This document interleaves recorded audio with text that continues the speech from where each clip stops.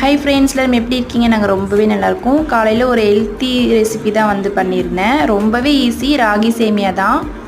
எனக்கும் அம்மாவுக்கும் மட்டும்தானே, அதுவும் இல்லாமல் அம்மா இன்றைக்கி ஊருக்கு கிளம்புறாங்க. அதனால் சிம்பிளாக வந்து பண்ணிக்கலாம் அப்படின்னு அதுதான் பண்ணியிருந்தேன்.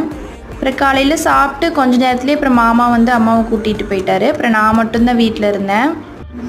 அப்புறம் நானும் வீட்டில் மற்ற வேலையெல்லாம் இருந்தது, துணி துவைக்கிறது மிச்சம் எல்லா வேலையுமே பண்ணிவிட்டு அப்புறம் மதியத்துக்கு ரொம்பவே சிம்பிளாக வந்து என்னோடய ஃபேவரட் தயிர் சாதம் தான் பண்ணியிருந்தேன். தயிர் வந்து பெர போட்டு வச்சுருந்தேன்.